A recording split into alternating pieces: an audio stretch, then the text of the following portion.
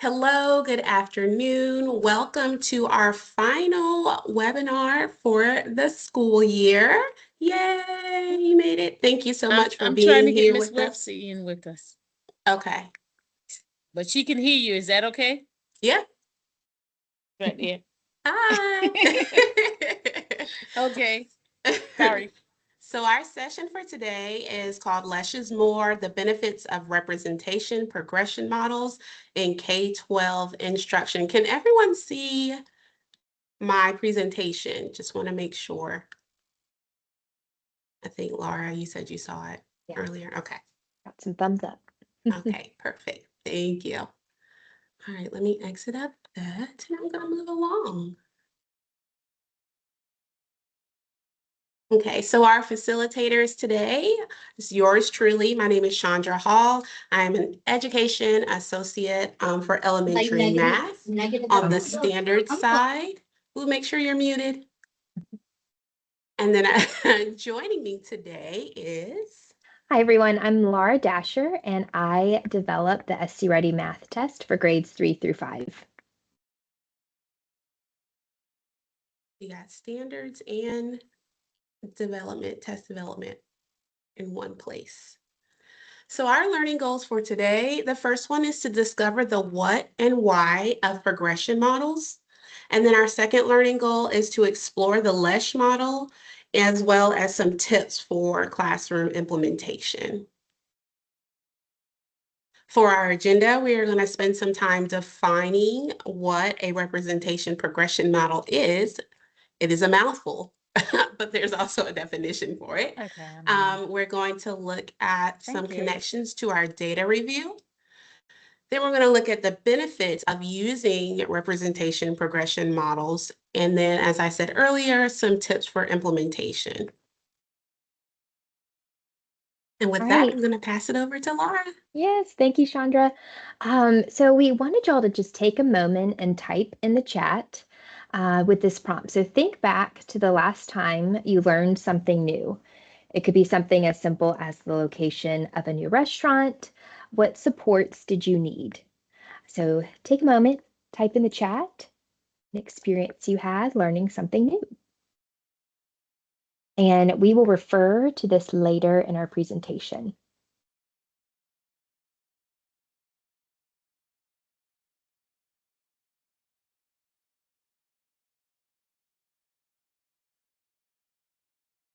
Yes. Like they already know what's coming. I know, it's like you've seen this before.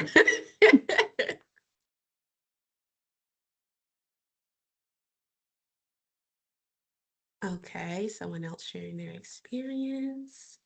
Okay, visuals. Oh, a video on how to complete the activity. Someone else sharing their experience. Visuals and models. I'm seeing a lot of visuals and models. Yeah.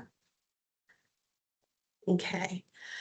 Go ahead and keep replying in the chat if you haven't had a chance to quite type it out, but we're going to keep on rolling.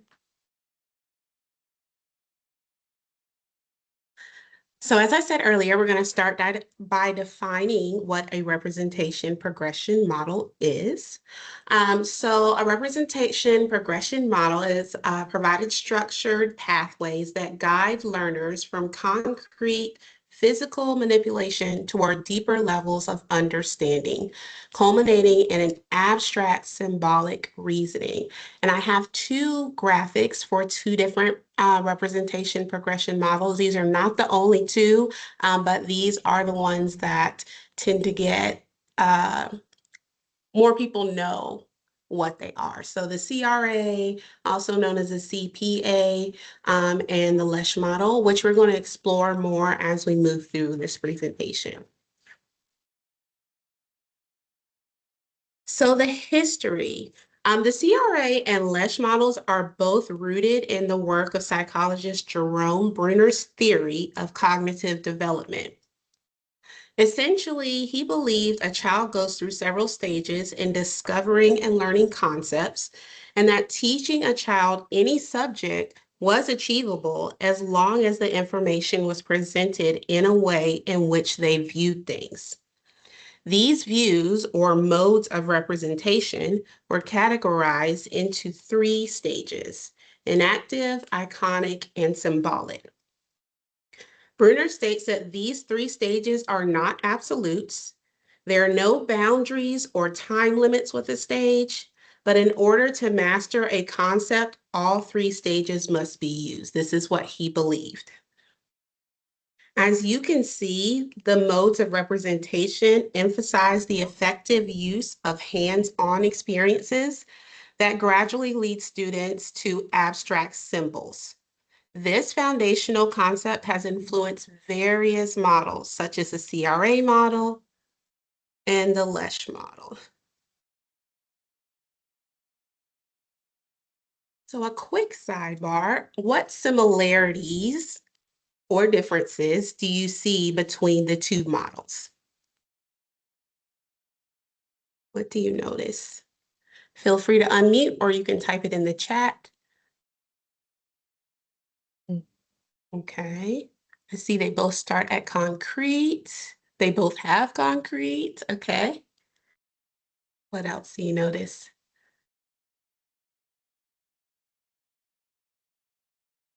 A progression from concrete to more abstract with both of them, Starla, I'm assuming. Okay, both have abstract. Okay, moving from kinesthetic to more abstract, wait, more paper, pencil. It's jumping as more responses come in. Looks like Lesh builds on adding verbal and contextual. All right. So yeah, if you're looking at this, essentially Lesh model and CRA are the same, but the Lesh model takes it a little step further. And the reason why we are focusing on the Lesh model is because it aligns really well to our process standards, which you'll see a little bit later on. So let's look at the components of the Lesh model. So we're going to start with concrete. Here we have manipulatives, models, and physical objects. All right.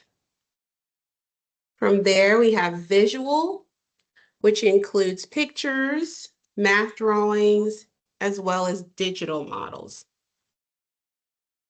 They help the students build the gap between the concrete manipulatives and a 2D representation.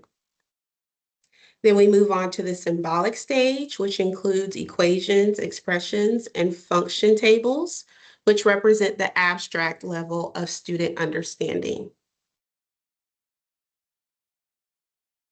Next, we have our verbal stage, which makes space for student discourse that we know is very important in developing student understanding of math concepts. Opportunities to hear and use appropriate and meaningful math vocabulary, and using oral language to effectively communicate their ideas with peers and teachers. And our final component or stage is contextual. So here we're bringing in the real world situations, the background knowledge, story problems, the experiences that help them connect what they're learning to something else. Okay, so we just responded in the chat with what helps us learn. And so I'm wondering if any of those things are represented in our Lesh model. And I'm going to ask Laura to chime in because I had her take notes of what was appearing in the chat to see if we can make any connections to what you all said helps you learn and what the Lesh model is saying helps students learn. So I see a lot of visuals were mentioned. Someone went straight from abstract to concrete. Someone mentioned making connections, using hands-on and models. And then let's see. I think I remember someone saying something about hearing someone else's personal experience. So that could be kind of like the contextual as well as the verbal, because we're discussing it as well. Right. Yeah. So isn't it so nice to know that some of these things that help us, we also need to make sure that we're incorporating those for our students. And the Lesh model does that for us, or at least gives us a structure to do that. All right, so I'm going to give you a moment to read the statement.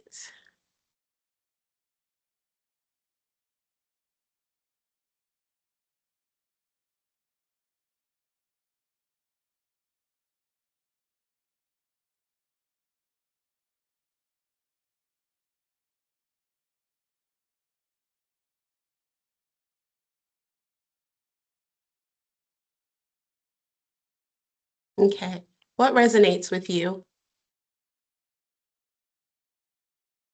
Feel free to unmute, or you can type in the chat as well. What are you getting from this quote? It's actually one quote, but within the quote, John Van de Wall was actually quoting another person. For What do me, y'all thinking think? about us getting ready for SC ready, like starting to do a test prep, it just reminds me as I'm pulling small groups and working through some review skills over the next few weeks, making sure that I understand and try to push them their best to move and to translate between those places. Like being even more proactive in my classroom while I'm selecting groups and working with groups. Yeah. Thank you so much for sharing, Jennifer. I love that. Let's see what we have in the chat. I see some movement over there. I see that an understanding between modes has to be explicitly made. Without connection, the student lack the ability to understand. This helps me see why so many of my students at the middle school who don't have number sense can't do computations and problem solve. The importance of multiple representations for understanding and retention. Understanding is more important than memorizing procedures. Yes, say that again. True understanding means they can apply the concept to a new situation. Providing deeper understandings of skill, provide more than one way to solve, and it goes on and on. These are some really good responses. Thank you. I thought I heard a voice, so I just want to make sure I'm not skipping over anybody. Okay. So the quote really emphasizes that you have to be very intentional about building connections. Students need to see it in more than one way. They need to see it multiple ways, even within one specific component. Like I'm not just looking at one visual, one model. I might need to see two or three. I might not just need one manipulative. Maybe I don't really understand this manipulative, and using another manipulative might be helpful. So it is very important that we make connections. If you notice, the circles have, or each component has arrows within that circle or that component, and that's because they want you to do more than one type of concrete, more than one type of visual, more than one context, if you can. And then, of course, with all the arrows there, we want to make connections between all of the different components. And since we're talking about connections, let's go into how this webinar connects to some of the data review information. Well, thank you, Chandra. So yeah, let's connect to the data. So if you've joined Chandra and I's webinars before, we like to anchor our focus on strategies or insights that are mentioned in the data review reports. And we have reports for grades 3-5, grades 6-8, and Algebra 1. So a review of the 2025 SC Ready and Algebra 1 reports, data shows student performance improves when instruction emphasizes multiple ways to represent mathematical ideas, translate between models, symbols, and real-world contexts, and these trends reinforce the need for intentional use of the CRA and Lesh models.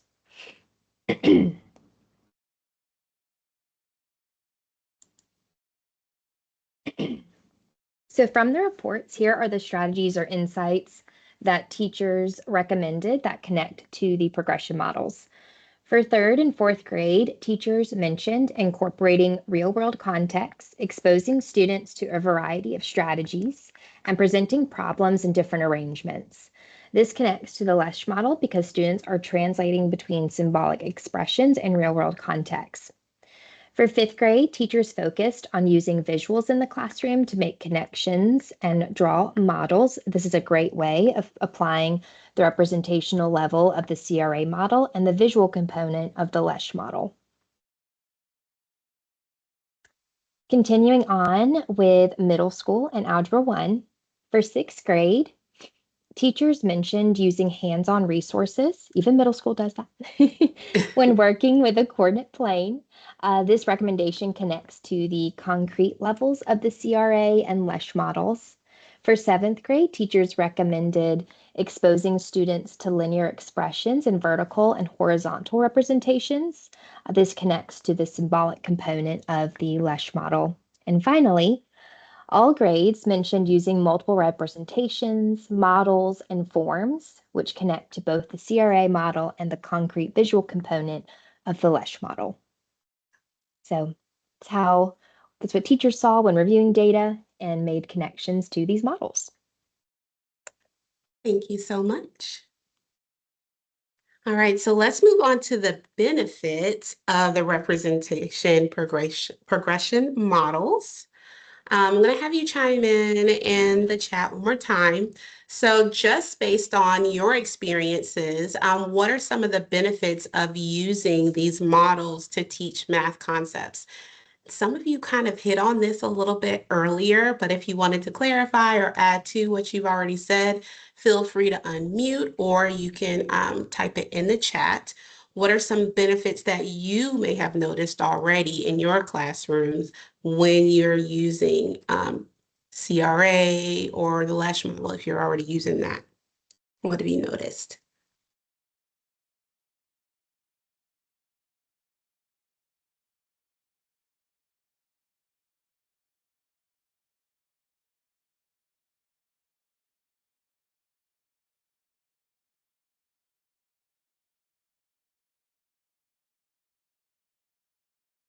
And if you don't have anything new, that's fine. Because like I said, y'all kind of touched on this a little bit earlier.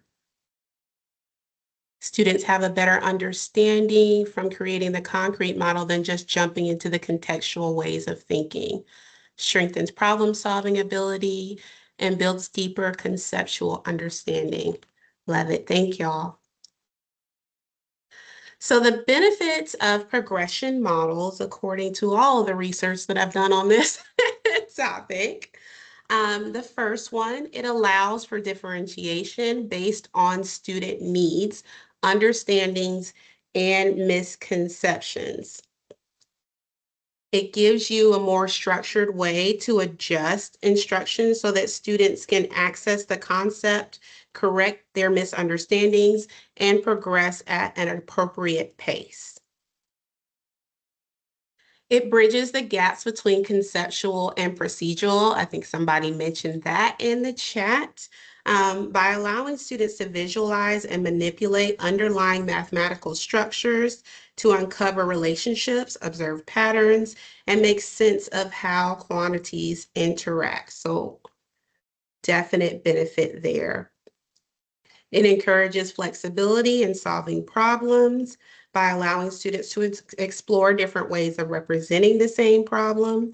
Students learn that there are multiple ways to approach a problem, and we definitely want them to get that. I think when I was in school, you only had one way. You had the way that the teacher taught you, and you copied the steps that she did, he or she did, with no understanding, no real thoughts of your own. And we definitely want to get away from that. Students should be thinking, and they should know that the math is supposed to make sense.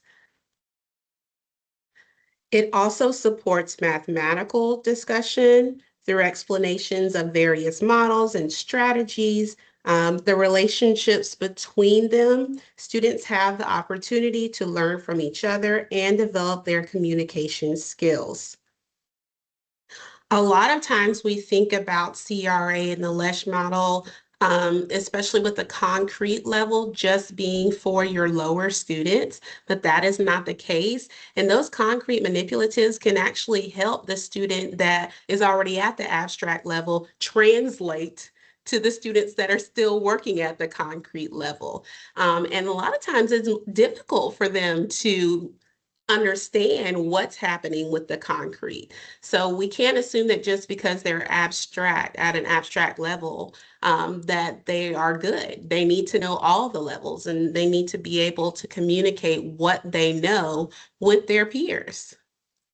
Because what good is knowing all of the things if you can't share it?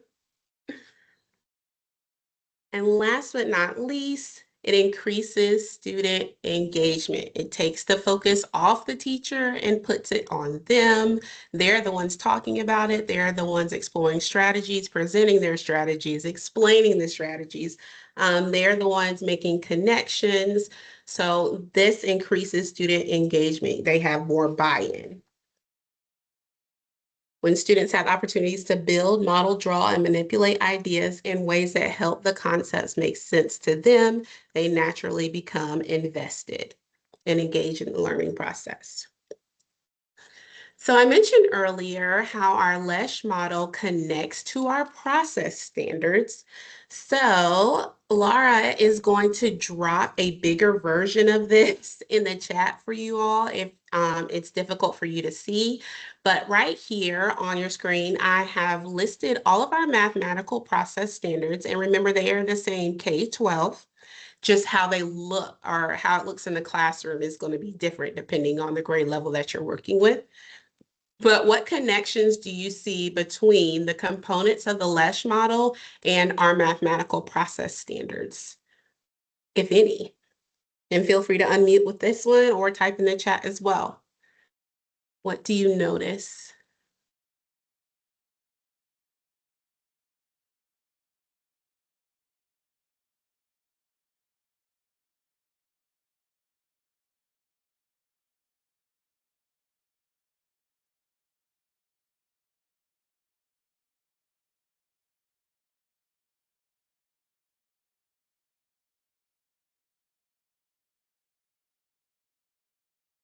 I feel like there's much more of a lag today.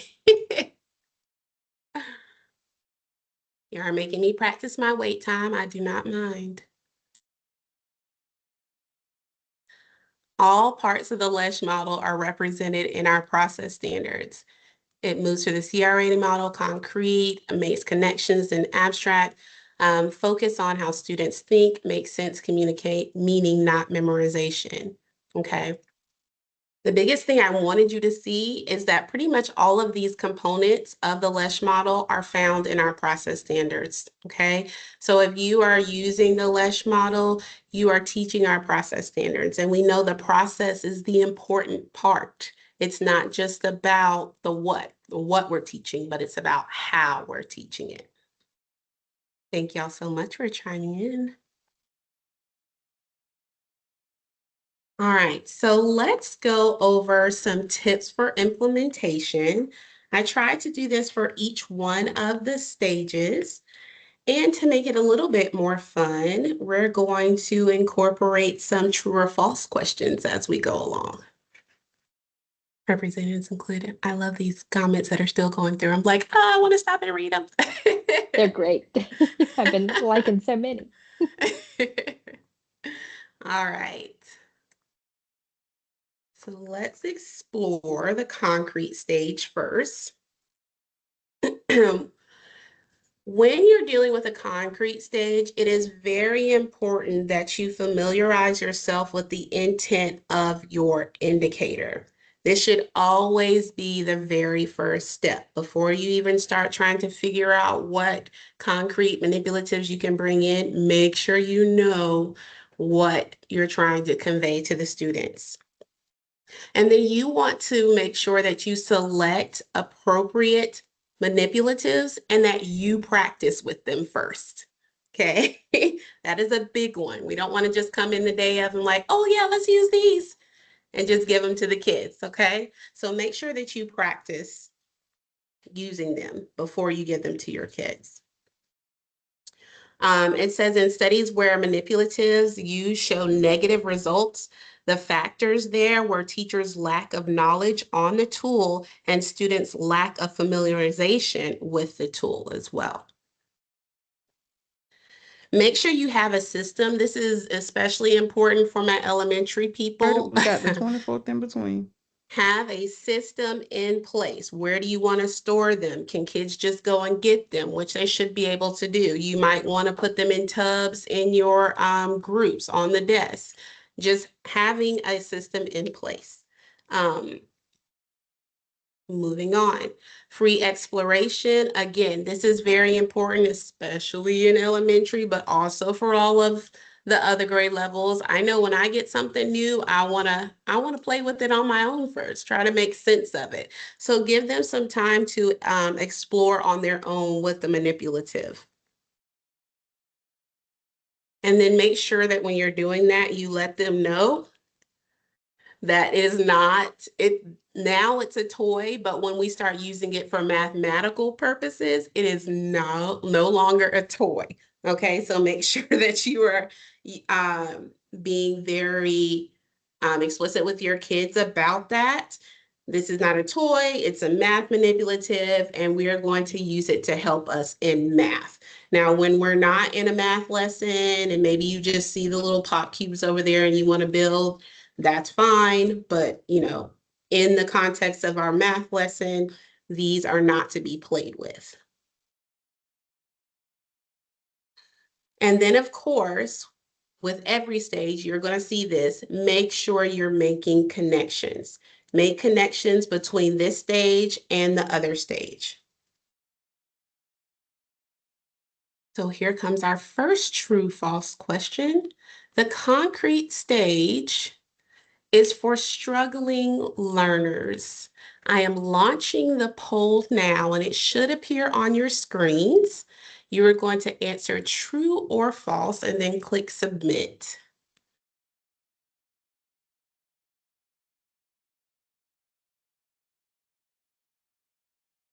True or false? The concrete stage is just for our struggling learners.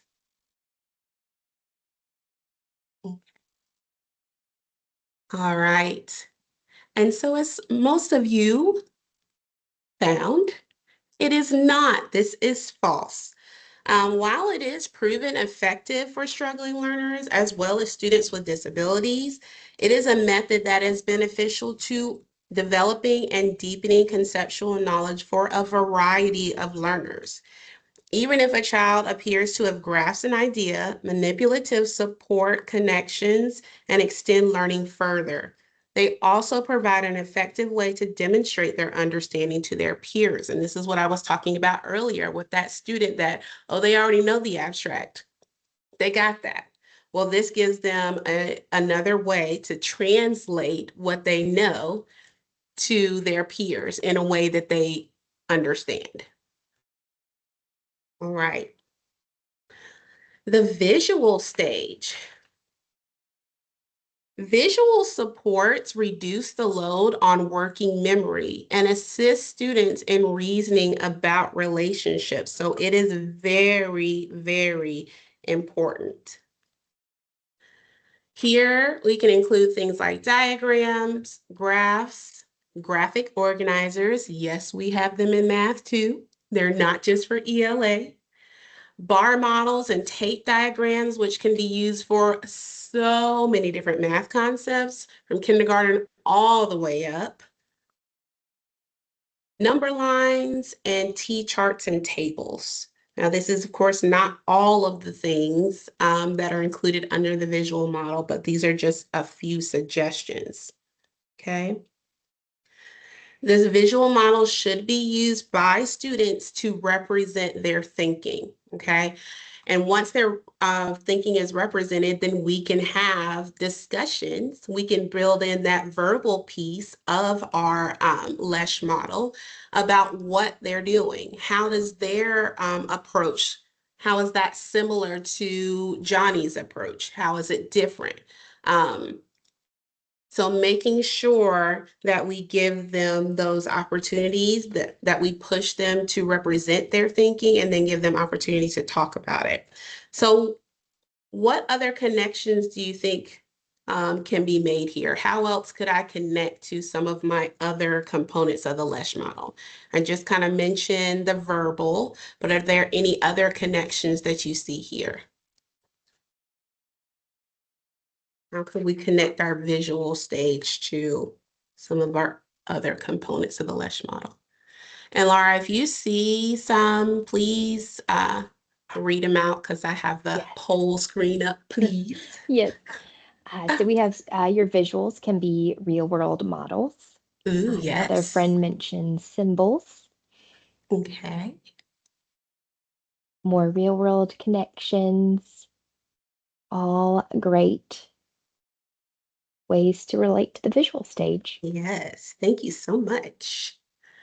All right. For the symbolic stage, complex into concise. So the symbolic stage helps take all of those mathematical thoughts, the strategies that we're using it, and puts it into numbers. Numbers that could be, it doesn't matter what language you speak, the numbers speak for themselves. Math is their own language. So it takes all the complex steps and puts it into a concise mathematical statement. The symbolic stage allows for efficient mathematical communication. It allows learners to translate complex situations into concise, actionable mathematical statements. And that's not to say that the other stages don't help with that as well, but this is something that we definitely see at this stage because this is the one that we see most prevalent in math is the symbolic stage, the numbers and the symbols. So make sure that you're not moving too soon to the symbolic stage. This is often a mistake that we make as teachers with trying to push them to the symbolic stage. And I get it, because if you think about the assessment, that's what I always hear. But on the assessment, they're not going to have the manipulatives. I understand, but just make sure that you're not moving them too quickly. Pushing them to the symbolic stage too early is one of the reasons why so many students struggle with math, because they're forced to memorize the procedures because they never built that understanding. They never actually mathed for themselves. And often the goal, kind of like what I was just saying, the symbolic stage is the one that we see. That is the goal for teachers. If they can get it here, they made it. But really, we want them to be able to get through all of the stages. So that really is our goal. If they can give it back to me in whatever way that I give that to them, then I know that they truly understand what we're doing. Okay. And then if we look at our goal in the state of South Carolina for math instruction, it is to have all of the different stages covered. So we know that they have that true understanding. Students who use math to reason, solve problems, and make sense of real world situations. We have students who can use mathematical knowledge, skills, and tools to describe, explain, and predict outcomes. And lastly, students who understand how mathematics affects everyday life and supports informed, thoughtful decision-making as active and reflective citizens. That's where we want our students to be, and that's not just about achieving the symbolic stage. Okay, so here's another true false for you. Lesh and CRA models require progressing through each stage, concrete, then representational, then abstract in a linear fashion. And I don't even think I touched on this. So we'll see what everybody says. I'm launching the poll now. It should have popped up on your screen. It says it's live. Let's see what the audience is saying. Okay. I'll give you one more minute. Ooh. It's shifting a little bit. right. Okay. So a majority of you all said that this is false, and you are correct. Lesh nor CRA are linear processes. They don't have to start with conceptual and then move to pictorial and then move to abstract. Some students understand the abstract coming in, like I referenced earlier.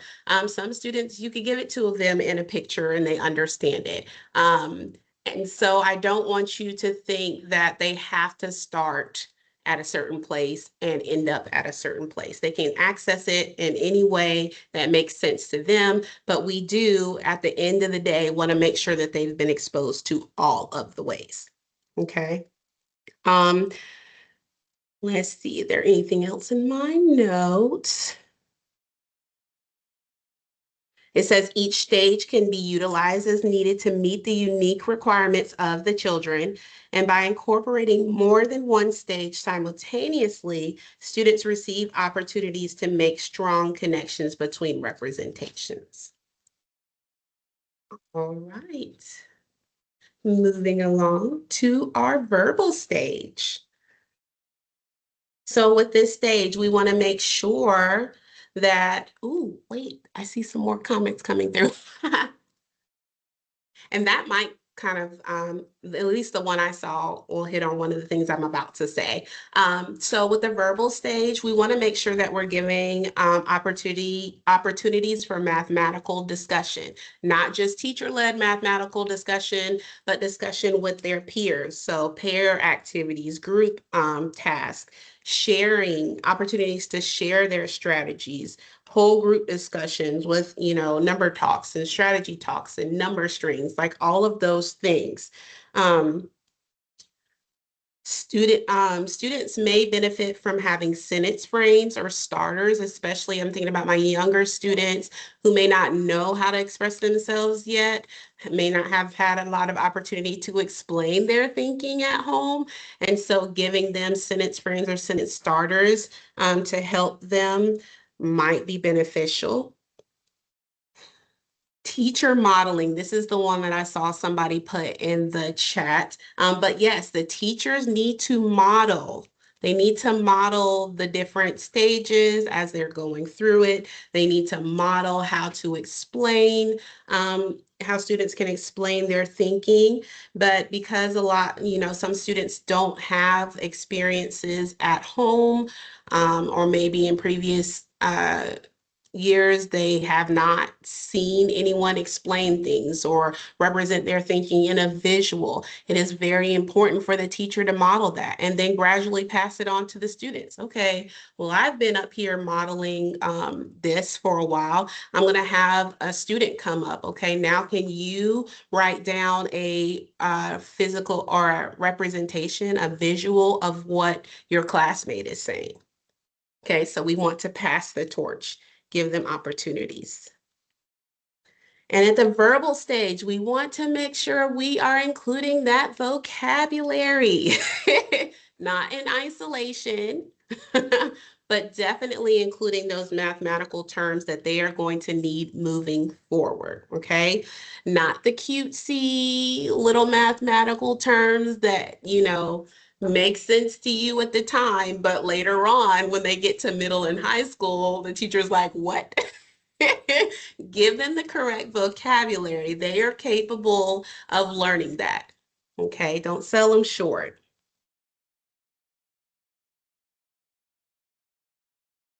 All right, how can we make connections here? The verbal stage, how can we make connections to our other components, our other stages of the Lesh model?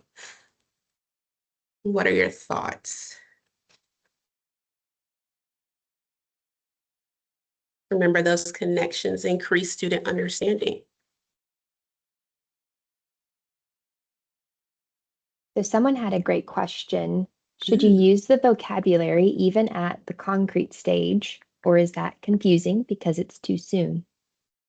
I would think, and this all depends on your children, your students. But when they first started, maybe not. But when they have a grasp on what they're doing, then in the classroom, I would give them the term for it. So like once they could tell me the definition, then I would say, okay, this is called this. Take that home, ask your parents about it, impress your parents. So for me, initially I would not, but once they can define it for themselves, then I would give them the term. I see some other things going on in the chat. Someone shared, it is important to have students verbally describe the representations and models that they are creating to support their work with problems. Nice. Very true. So that connection between the verbal and our visual. All right.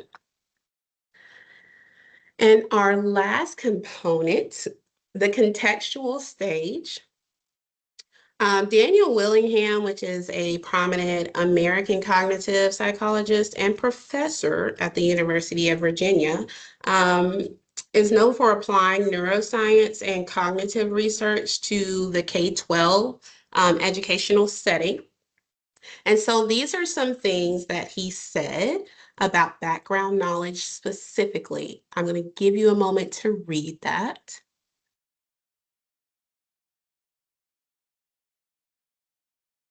And then tell me what you think. Where do you get in from that?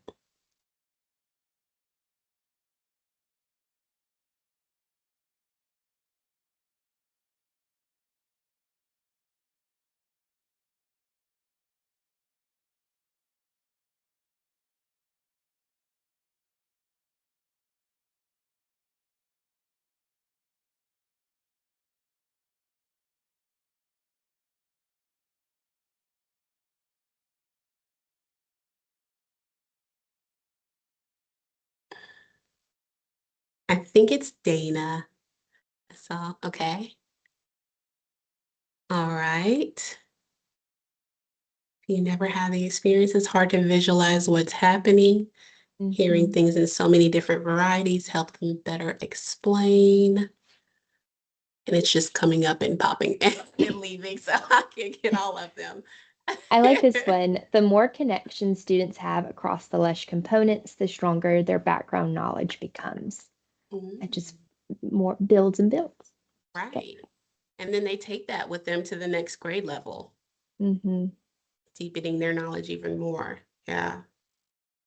He actually also was talking about, there was a test that they gave some students, and they had students, of course, that were poor readers and students that were, strong readers. And the context was about soccer, I believe. And they said that the students that had knowledge of soccer, and even though they were not strong readers, they did better than the students who didn't have knowledge of soccer, but were strong readers.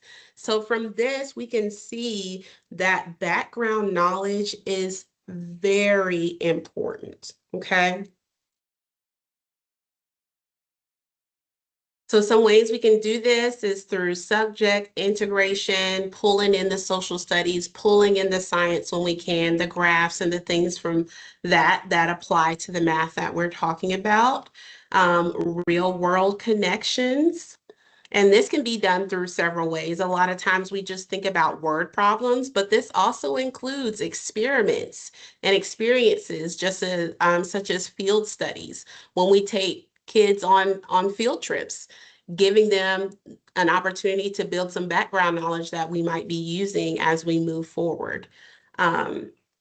Graphical displays and tables. This is coming from another connection to the subject integration with science and social studies. We can easily pull the tables and things from there that we can talk about in math.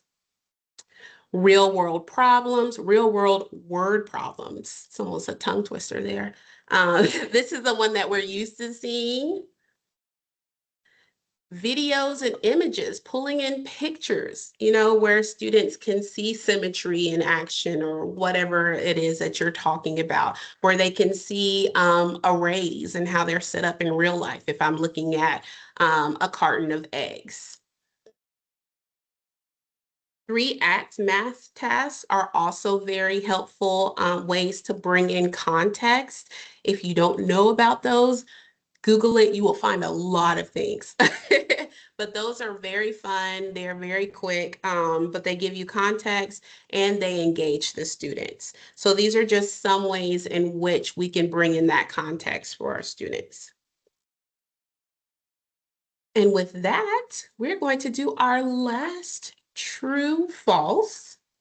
It says the Lesh and CRA models are geared towards early learners. And I'm launching the poll now. It should pop up on your screen. It says it's live.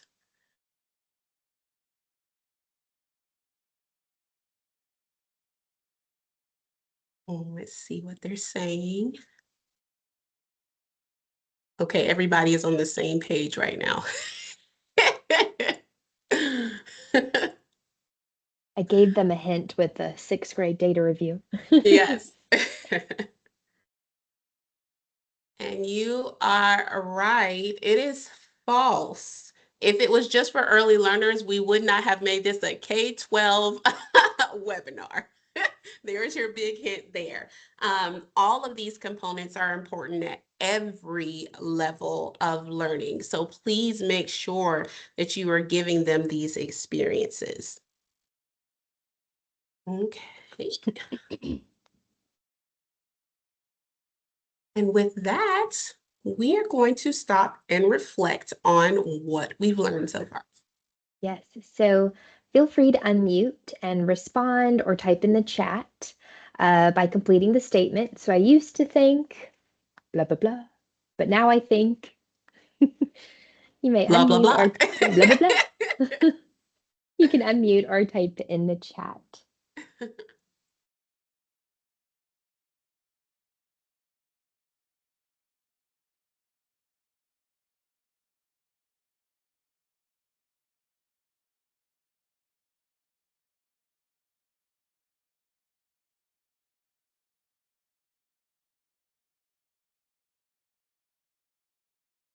I used to think, but now I think, and it could be something that's already, well, of course, it's going to be something that's stated, but I might say I used to think that CRA was just for elementary, but now I think that it applies to all learners at all stages. So that's just an example. You're reflecting on the information for today. I used to, and now. So there we go. Someone shared, I used to think manipulatives and visual models were more of a support tool for students who are struggling, but now I think that they are a critical part of learning for every student. I love that. Mm-hmm.